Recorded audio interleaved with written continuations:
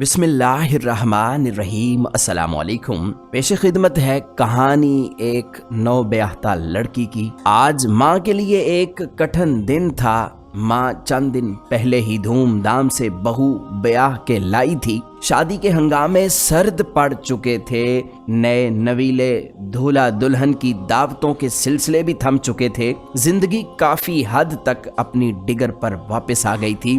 बेटे ने छुट्टियों के बाद दोबारा अपना ऑफिस ज्वाइन कर लिया था। आज उसे शादी के बाद पहली तनख्वाह मिलने वाली थी। माँ को वो दिन भी अच्छी तरह याद थे जब वो खुद नई नवीली दुल्हन थी। उसकी शादी को चंद दिन हुए थे। उसके शौहर को शादी के बाद पहली तनख्वाह मिली तो शौहर ने वो सारी तनख्वाह अपनी माँ के हाथ पे रख दी। माँ ने वो सारी तनख्वाह घर के खर्चे में लगा दी। उसे महसूस तो हुआ कि उसे 1 रुपया भी नहीं दिया गया, लेकिन वो खामोश रही क्योंकि एक तो नई नई शादी हुई थी।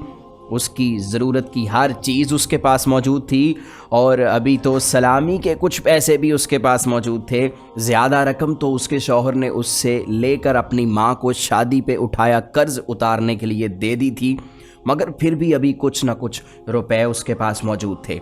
मौसम बदला तो उसको सीज़न के नए कपड़ों की ज़रूरत पड़ी। उसने शौहर से कहा तो उसने खाली जेब दिखा दी और कहने लगा कि मैं तो सारी तनख्वाह माँ के हाथ पे रखता हूँ, अपने खर्चे के लिए भी रोज़ माँ से पैसे लेके जाता हूँ। साथ ये भी कह दिया कि तुम भी माँ से पैसे मांग लो। उसकी खुददारी ने सास से पैसे मांगना गवारा ना किया। अगले माह फिर यही हुआ। सारी तनख्वाह माँ के हाथ में। गर्मी शिद्दत इख्तियार कर चुकी थी और उसके पास पहनने को लॉन के सूट भी नहीं थे। वो मेके से अपनी शादी से पहले वाले सूट उठा लाई। ईद आई तो सास ने एक जोड़ा लॉन का दिलवा दिया, एक जोड़ा मेके से आ गया और सीज़न गुजर गया। बच्चे हुए तब भी यही हालात। उसे मेके भेज दिया जाता, शौहर कोई खर्चा हाथ पे ना रखता। वो बच्चे को मिलने वाले पैसों से थोड़ा थोड़ा करके खर्चा करती रहती। कुछ अरसे बाद उसकी अपने शौहर से खर्चे पे शदीद झड़प हो गई। आखिर कब तक वो खाली हाथ सास का मुंह देखकर गुजारा करती। इस झड़प के नतीजे में सास ने महीने के 200 रुपए उसे देने शुरू कर दिए, जिसमें उसका अपना गुजारा मुश्किल से होता। बच्चे के लिए उसे नाप तोल के दूध मिलता था। सास ने बेटियों और बहू के दरमियान किचन के काम बांट दिए थे। वो अपने हिस्से का काम करती और कमरे में आ जाती। घर के किसी मामले में उसका कोई अमल दखल नहीं था। सारे फैसले उसकी सास और उनकी बेटियां करती। ससुर सुबह उठकर मस्जिद जाते और मगरिब के बाद आते। बच्चे बड़े होते गए, उनके खर्चे बढ़ते गए। सास खींच खींच कर 100 बातें सुना के बच्चों के खर्चे के पैसे देती। कुछ अरसे में उसके शौहर के हालात बहुत अच्छे हो गए। तनख्वाह काफ़ी ज़्यादा हो गई। घर में खुशहाली आई तो शौहर ने चंद हजार बीवी के हाथ पे भी रखना शुरू कर दिए। साथ ही सास ने खर्चे से मुकम्मल हाथ खींच लिया। अब उसे अपने बच्चों के दूध तक के पैसे खुद से देने पड़ते। थोड़े से पैसों से सर पैर ढांपते ढांपते जिंदगी गुजर रही थी। घर के मामलात और किचन में अभी भी उसका कोई अमल दखल नहीं था। ना उससे पकाते हुए कुछ पूछा जाता, ना उसे अपना पकाया हुआ सालन खुद निकालने की इजाज़त थी, ना वो सास की मर्जी के बगैर अपने बच्चों को अपने ही पैसों से कुछ पका के दे सकती थी। एक बार बच्चों की फरमाइश पर उसने आलू अपने पैसों से मंगवा कर बच्चों को चिप्स फ्राई कर दिए तो उसकी सास ने पूरा महीना ऑयल की कीमत बता बता के उसकी नाक में दम किए रखा। उसके बच्चे पढ़ाई में अच्छे थे। जैसे जैसे बड़े होते गए उसकी आंखों में ख्वाब सजते गए। वो जागते में ख्वाब देखती कि उसके बच्चे पढ़ लिख कर अच्छी नौकरियां कर रहे हैं, कमा रहे हैं, उसके हाथ पे भी पैसे रख रहे हैं और वो अपनी मर्जी से खाना पका रही है, घर का खर्चा चला रही है। ये ख्वाब उसकी जाए पनाह थे। जब जब उसका दिल उस घर में अपनी बेहैसियती पे दुखता, वो फ़ौरन ख्वाब ओढ़ लेती। दिल में सोचती कि मेरा वक्त भी आएगा, मेरे बच्चे बड़े होंगे तो मेरी भी हुक्मरानी होगी।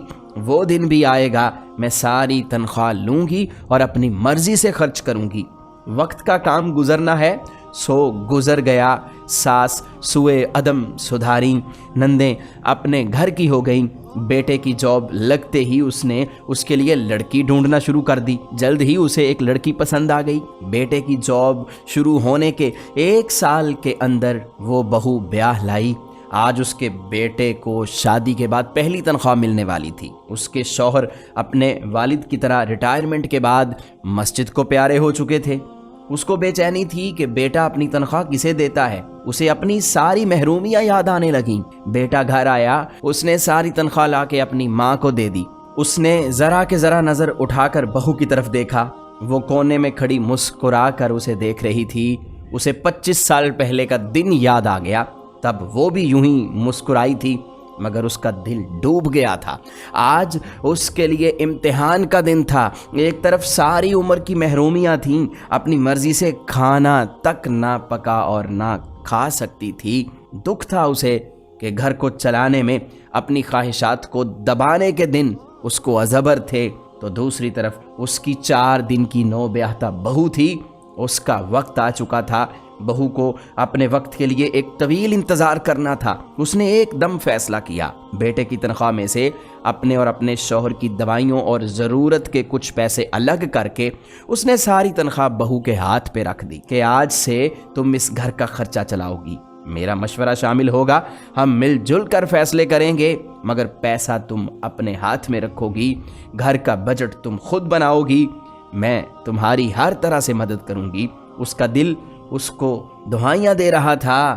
उसे बता रहा था कि इस इक़्तिदार के लिए तुमने अपनी ज़िंदगी के 25 सुनहरे साल इंतज़ार किया और आज यही इक़्तिदार तुमने 25 दिन की बहू को सौंप दिया। तुमने क्या पाया?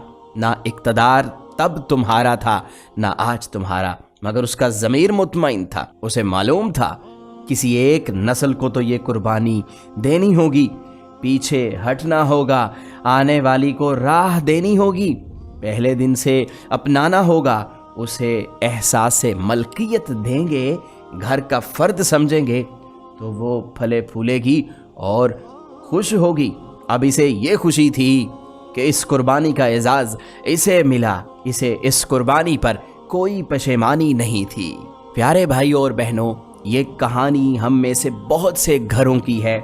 बहुत सारे घरों में ये रवाज है कि दुल्हन उस घर में जब आ जाती है तो बस वो नाम की उस घर की होती है। उसे किसी किस्म का कोई हक नहीं दिया जाता। वो अपनी मर्जी से कुछ खा नहीं सकती, कुछ पी नहीं सकती। ये चीज़ें उसके लिए सुहाने रूह हैं।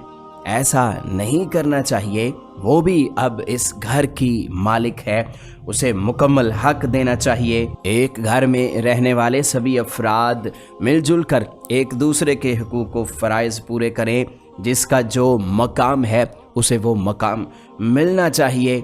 ये बातें कड़वी ज़रूर लगती हैं, मगर इनमें सब की भलाई है। प्यारे भाइयों और बहनों, इस वीडियो को दूसरों तक शेयर ज़रूर कीजिएगा, इस वीडियो को लाइक कीजिएगा और मज़ीद ऐसी ही सबक आमूज़ वीडियोस के लिए आप हमारा चैनल यूनिवर्सल इन्फो सब्सक्राइब ज़रूर कर लीजिएगा।